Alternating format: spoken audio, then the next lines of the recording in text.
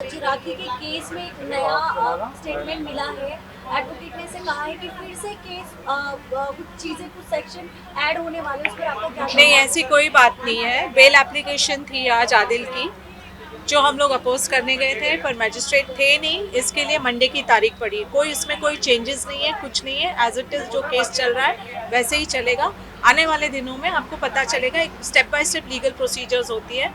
अभी इन सब चीज़ों में जाके कोई मतलब नहीं, धीरे धीरे आपको सब पता चलेगा। जैसे कि राखी ने कहा है कि उन्होंने कई एविडेंस दिए जिससे ये प्रूफ होता है कि आदिल ने उन्हें मारा है या उन पर मारने के निशान है, तो क्या उसके बारे में कुछ आप बताना चाहेंगे? एविडेंस है जो हमने पुलिस स्टेशन में दी है। एविडेंस होने की वजह से ही एफआईआर दर्ज हुई है। एविडेंस नहीं होती तो एफआईआर नहीं दर्ज होती। एविडेंस है, आज हमने पुलिस में दी है, कल हम कोर्ट में देंगे। सब कुछ है। तो इसके अलावा राखी ने और भी कई इल्ज़ाम लगाए हैं आदिल के ऊपर। तो आपको क्या लगता है आदिल का मतलब बेल जो है वो रिजेक्ट होगा या फिर वो आगे चल के क्या कुछ होने वाला है? देखिए, बेल रिजेक्ट होगा या नहीं होगा ये तो कोर्ट डिसाइड करेंगे। हमारा काम है कि राखी की तरफ से जो भी दलीलें हैं पेश करना है वो हम करेंगे। अब वो कोर्ट का डिस्कशन होता है बेल देनी या नहीं देनी। मैं इसके बारे में ये नहीं कहूँगी कि बेल होगी या नहीं होगी। जो भी चीज़ें हम कोर्ट के सामने पेश करेंगे, उनके वकील करेंगे, फिर कोर्ट डिसाइड करेंगे कि करना क्या है। और आने वाले दिनों में आपको सारी सच्चाइयाँ पता चलती जाएगी और सब सबूत है हमारे पास।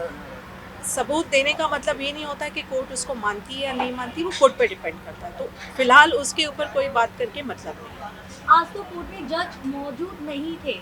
उसके अलावा भी आप लोगों की अगली तारीख के लिए क्या कुछ प्लानिंग चल रही है? आप लोग क्या कुछ दिखाने वाले हैं? कोर्ट ने डेट दी है, हमें डेट मिली है। सरकारी वकील है, वो अपनी तरह से सारी तैयारी कर रहे हैं। तो आने वाले दिनों में जो अब उनकी बहस होगी, आदिल के वकील की जो बहस होगी, उसका हम काउंटर जवाब देंगे।